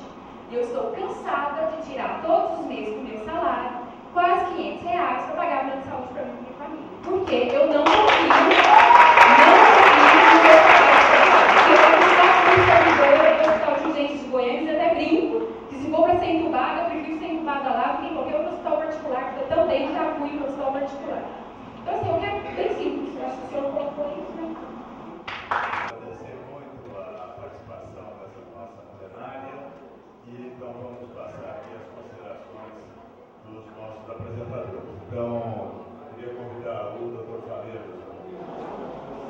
Você quer falar por hoje? Tá bom, tá bom. Se você prefere, não tem problema. Calma, gente, calma, tranquilo. Nós temos condições de equacionar tudo direito. Só um minuto de silêncio, por favor. Doutor Elias, por favor, as suas considerações aqui. Embora praticamente nenhuma das questões tenha sido aqui dirigida, mas esse não é um debate e que à margem também dos debates na Secretaria Municipal de Saúde, ou na própria atividade política, ou na atividade docente aqui na Universidade Federal. Sinto que é um debate que se associa sempre à transferência de gestão da direção de serviços públicos para organizações sociais.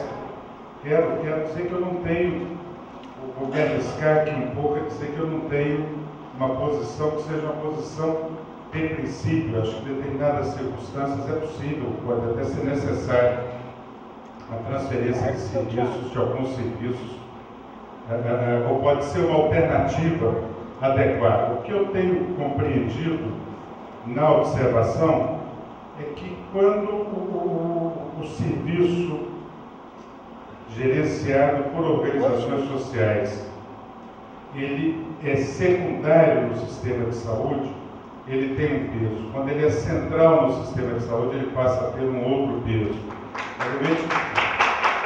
Eu prefiro, dou muita preferência e tenho visto nos serviços públicos uma qualidade melhor do que nos serviços privados de uma maneira geral. Embora isso não exima o serviço público e a administração pública de uma maneira geral, a classe política, no nosso Congresso, na Assembleia Legislativa, as câmaras municipais, da obrigação de ofertarem ao país mecanismos adequados para a gestão pública. Ou seja, o que eu tenho, na observação de uma maneira geral no Brasil, eu não encontro um hospital sequer público no país que possa ser considerado como um bom hospital com gestão centralizada, ou seja, compras centralizadas e assim por diante. É um fracasso o nosso sistema de compra centralizada, o nosso sistema de gestão centralizada, sem autonomia dos nossos serviços. Os hospitais de clínicas, de uma maneira geral, o diretor do Hospital de Clínicas de Goiás está aqui, é um excelente hospital, tem autonomia gerencial, não é uma autonomia suficiente na minha maneira de ver, poderia ser muito maior, e de ter uma capacidade de acompanhamento das suas despesas, dos gastos, assim por diante, de maneira mais local. No limite, as nossas unidades ambulatoriais, a Maria poder descentralizar para as unidades, nossas unidades ambulatoriais em Goiânia, a gestão orçamentária, que fossem transformadas as unidades orçamentárias executoras de orçamento próprio sob uma gestão política da Secretaria. Acho uma bobagem, um descalabro que foi construído num país onde a corrupção graçou durante tanto tempo e continua, as corrupções continuam. A gente vê isso nos jornais todos os dias, essa natureza, ou esse caráter centralizado das nossas compras. Esse argumento de que a compra centralizada é mais barata e assim por diante. É possível que algumas compras sejam sim. Os serviços hospitalares, os serviços de saúde, de uma maneira geral, têm especificidades que exigem um acompanhamento mais próximo, decisões mais rápidas e assim por diante. Então, nós temos uma enormidade de exemplos. Eu vou aproveitar esses poucos minutos, para que eu vou falar mais 2 minutos, e vou dizer que eu vou falar isso pela presença do Gadelha. Na verdade, eu vou estar fazendo passando uma informação e pedindo uma ajuda para o Ministério da Saúde, sua gestão na Secretaria, para uma organização social aqui em Goiás. Todo mundo tem acompanhado a crise do Hospital Araújo Jorge, Hospital de Câncer em Goiânia. Isso é público e notório, sai na imprensa todos os dias. Eu tenho conversado com a direção do Hospital Araújo Jorge, é o principal hospital de câncer de todo o centro-oeste e do norte do país. É um hospital que tem história e tem tradição. e tem um acúmulo de conhecimento que é público, ou seja, a construção do Hospital do Câncer na cidade de Goiânia, embora seja a partir de uma associação, ela é de propriedade pública. O povo de Goiás, o conhecimento, os profissionais por diante, a gente está correndo o risco de ter esse hospital fechado por insolvência. Por uma série de questões, algumas delas são próprias das organizações sociais, na minha forma de ver.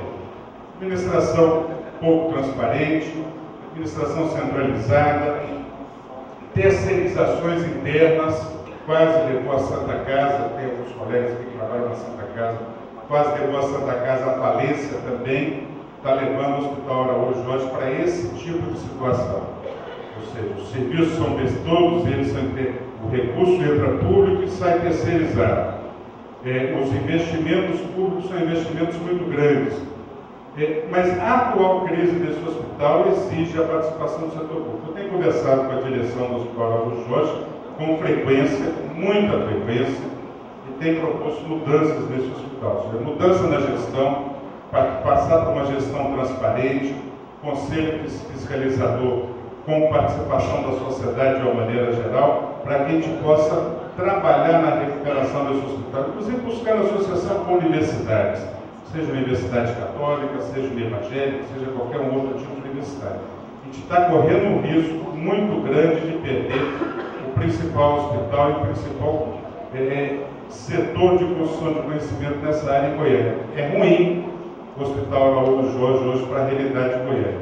Eu diria que ele é ruim, mas vai ser muito pior sem ele. Não tem alternativa para colocar nesse processo. Então, aproveitando essa oportunidade, quero ver se a gente cabe um espaço no almoço para conversar com a cadeira também, para voltar essa conversa desse Ministério da Saúde, pode entrar nesse processo. Tive a oportunidade de conversar isso com Padilha na sexta-feira, tentando ver se a gente consegue construir uma alternativa.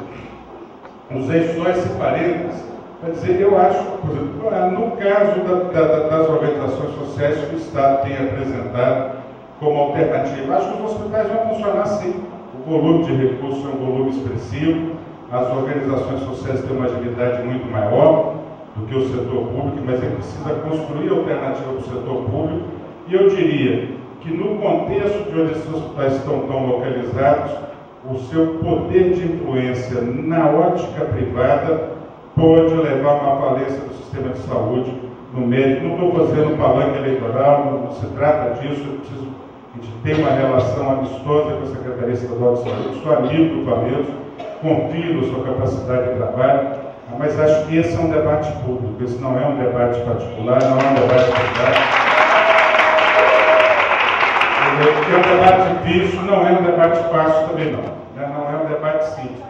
Eu vejo com muita cautela, né? Terceirização do Hospital de Santa Helena, o Hospital de Urgência aqui em Aparecida. Acho que nem todos os gestores são como a irmã Rita lá em Anápolis, embora existam críticas também à sua ordem religiosa. Acho que isso pede um debate sim. Eu acho que é diferente uma organização social numa cidade como Goiânia, representando 5% do serviço, e numa cidade como Santa Helena, onde isso vai representar 70%, 80%, 90% do serviço. Acho que é um debate necessário e não é um debate resolvido. Obrigado,